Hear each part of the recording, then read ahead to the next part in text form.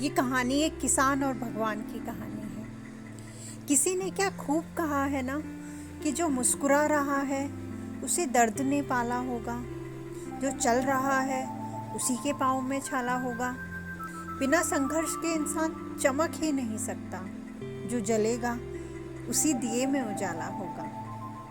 हम में से बहुत से लोग ऐसे हैं जो संघर्ष से बचना चाहते हैं। उन्हें ये याद रखना चाहिए कि संघर्ष ही तो जीवन की आत्मा है। इसलिए कहते हैं जितना कठिन संघर्ष होगा उतनी ही शानदार जीत भी होगी। एक किसान जो भगवान को बहुत मानता था, एक बार वह किसान भगवान से बहुत ही नाराज हो गया। किसान बहुत ही मेहनती था। बहुत मेहनत के बाद वह खेतों में अनाज उगाता, उसकी देखभाल करता, लेकिन अक्सर उसकी फसल खराब हो जाती। कभी बाढ़ आ जाती, कभी सूखा पड़ जाता, कभी तेज धूप और कभी आंधी। मतलब किसी ना किसी वजह से उसकी फसल खराब हो ही जाती। एक दिन की बात है, किसान गुस्से में आसमान की तरफ देखकर भगवान से कहता है, ईश्वर, आपको लोग कहते हैं सर्वज्ञाता, आपकी मर्जी के बिना एक पत्ता भी नहीं हिलता, पर मुझे तो ऐसा लगता है कि आपको तो छोटी से छोटी बातों का भी पता नहीं है। आपको तो ये भी नहीं पता कि खेती बाड़ी कैसे होती है।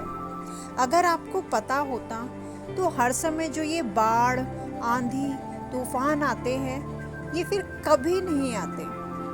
आप नहीं जानते कि इससे कितना नुकसान होता है हम किसानों का। यदि आप मेरे हाथ में ऐसी शक्ति दे दें कि जैसे मैं चाहूँ वैसा मौसम कर दूँ, फिर आप देखना, मैं अन्न के भंडार लगा दूँगा। भगवान किसान के इन तीखे वाक्य को सुनकर मुस्कुरा रहे थे और वह किसान के सामने प्रकट हुए और बोले, मैं आज से तुझे ऐसी शक्ति देता हूँ कि तुम अपने खेतों पर जैसी तुम्हारी इच्छा हो तुम वैसा मौसम कर दोगे। मैं इसमें बिल्कुल दखल नहीं दूंगा, सब तुम्हारी इच्छा से होगा। किसान वरदान पाकर बहुत खुश हो गया। अब किसान ने अपने खेतों में गेहूं की फसल बोई। अब जब किसान को लगता कि खेतों को धूप चाहिए तो खेतों पर धूप कर देता, जब पानी चाहिए पानी बरसा देता। आंधी, तूफान, बाढ़ कुछ भी उसने अपने खेत पर आने ही नहीं दिया। किसान के खेत में इस वर्ष ऐसी फसल हुई जैसी शायद पहले कभी नहीं हुई थी। हरी भरी लहलहाती फसल को देखकर किसान मन ही मन बहुत खुश हो गया और सोच रहा था, अब सबूत के साथ दिखाऊंगा भगवान को कि ऐसे किया जाता है शक्ति का सही उपयोग। मेरी सफलता देखकर तो उन्हें अपने नियम जरूर बदलने पड़ेंगे।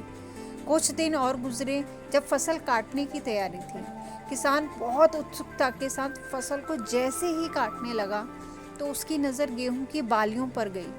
तो उसने अपना सिर पीट लिया और वह जोर जोर से चिल्लाने लगा। गेहूं की एक भी बाली में गेहूं का एक दाना नहीं था। सारी बालियां अंदर से खाली थी। अब किसान बहुत ही दुखी हो गया। अब किसान ने भगवान को रोते हुए फिर से पुकारा, हे प्रभु, तुमने ये मेरे साथ क्या किया? तुमने मुझे ऐसी सजा क्यों दी? भगवान प्रकट हुए और बोले, पुत्र, ये तो होना ही था, क्योंकि तुमने अपनी फसल को संघर्ष करने का मौका ही नहीं दिया। तुमने तो उन्हें आंधियों से जूझने ही नहीं दिया, ना तेज बारिश को सहने दिया और ना ही धूप में तपने दिया। तुमने अपने खेतों को एक भी चुनौती का सामना तो करने ही नहीं दिया ना। इसलिए तुम्हारी सारी फसल अंदर से खोखली रह गई। जब आंधी, तूफान, तेज बारिश और तेज धूप पड़ती है, तभी ये पौधे अपने अस्तित्व को बचाने के लिए संघर्ष करते हैं। और इसी संघर्ष से जो बल पैदा होता है, जिसमें शक्ति होती है, ऊर्जा होती है, और उसी ऊर्जा पूर्ति को तूने अपने खेतों को करने ही नहीं दिया। तेरे खेतों में बालियां सिर्फ इसलिए नहीं फूटी क्योंकि तुमने उन्हें कठिन परिस्थितियों से गुजरने ही नहीं दिया, जहां उनके अस्तित्व का जन्म होना था। याद रखना, सोना तब तक सोना नहीं होता जब तक वो आग में ना तपे। गलने और हथौड़े से पीटने जैसे संघर्षों से होकर नहीं गुजरे, वो सोना नहीं होता। कोयले का टुकड़ा भी हीरा तभी बनता है जब वह उच्च दाब और उच्च ताप की मुश्किल परिस्थितियों से गुजरता है।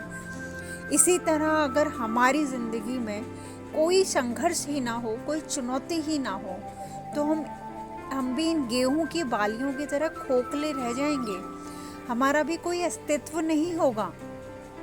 विपरीत परिस्थितियां, चुनौतियां और समस्याएं हमें और भी अधिक निखारती हैं। अगर जीवन में कठिन परिस्थितियां और चुनौतियां आएं तो घबराना मत, बल्कि उनका डट कर सामना करना और विश्वास करना कि आप और अधिक निखर जाओगे और अधिक मजबूत बनकर जाओगे।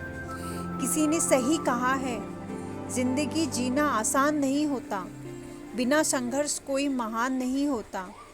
जब तक ना पड़े हथौड़े की चोट, तब तक मेरे दोस्त पत्थर में भी भगवान नहीं होता। Thank you.